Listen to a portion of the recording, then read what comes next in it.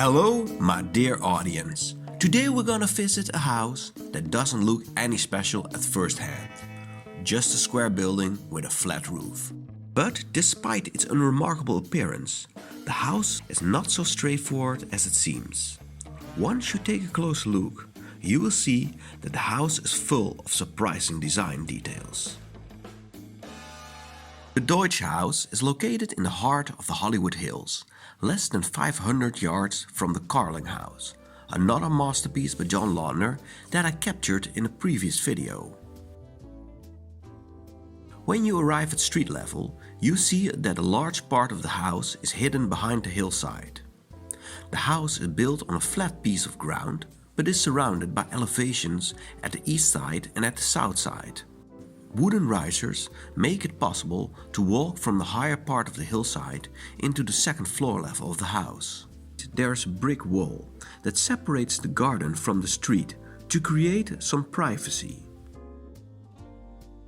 From above, the house has the shape of a diamond, but when we remove the roof, we'll see that the floor plan consists of multiple diamond shapes. The layout is almost symmetrical, with two equally sized rooms on both sides. Now I will put the furniture in the floor plan to give you an indication of the size of the house. It turns out to be very compact.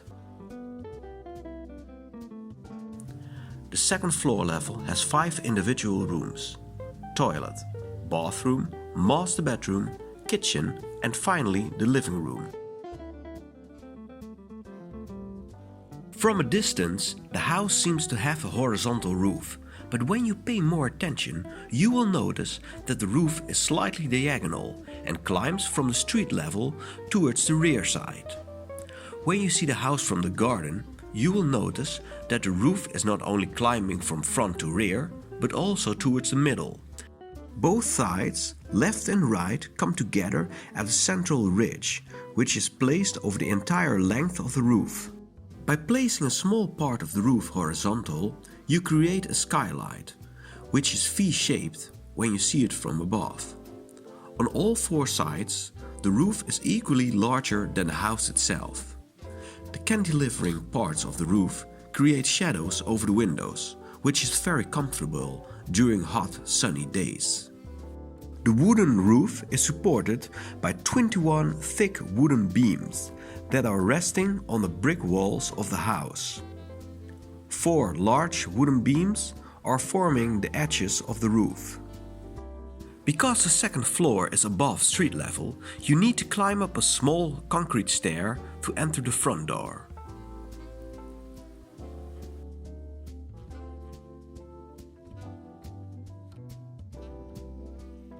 The living room consists of 2 parts who have their own character.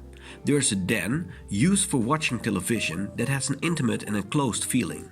In just a matter of seconds you can step right into another part of the living room, which has a sense of graciousness with its panoramic windows. This creates 2 totally different atmospheres in just one tiny living room. Because the diagonal ceiling climbs towards the large window, your attention is immediately drawn outside, into the landscape. The beams continue at the other side of the glass, blurring the verge between inside and outside. The many lines and geometrical shapes in the living room are creating different compositions from every new angle. This makes the small living room look larger than it is. The brick fireplace is also diamond-shaped, which is a great design feature. The straight lines of the living room come together in the point of the diamond, creating a strong perspective. There's a garden with trees on the lower floor level, which is enclosed by the hillside and the risers. The height of these trees makes them visible in the living room above. The brown squares are non-removable built-in closets. These cabinets were exclusively designed and custom-made for the house. Personally, they remind me of the interior of a ship or a boat.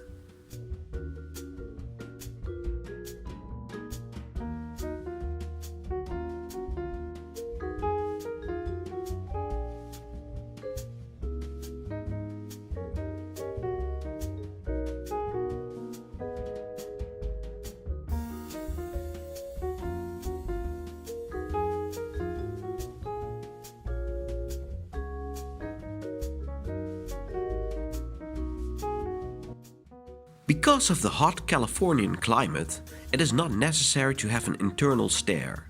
Instead of this, there are multiple stairs at the outside of the building. One of the stairs is next to the front door and goes down the driveway. The second stair is at the end of the riser. A third stair leads from the higher part of the garden into the lower part. Okay, let's now take a look at the lower floor level, which is slightly smaller than the upper.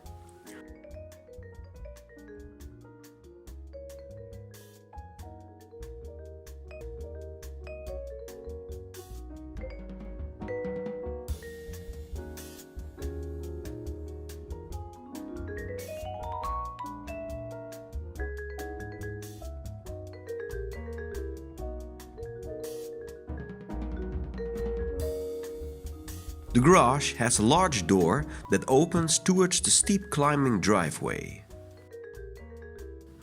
The risers were remodeled a few years ago, and not in a good way. John Lautner had designed the risers with low minimalistic handrails, as you can see on this photo. The purpose of these handrails was to lead the perspective from the inside into the garden.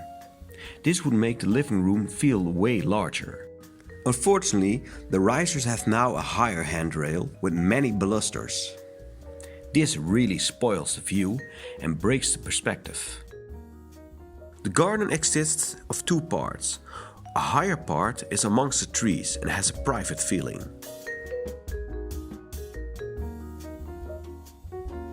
The lower part of the garden opens towards the landscape and has a beautiful view over the valley, with the Hollywood sign in the background.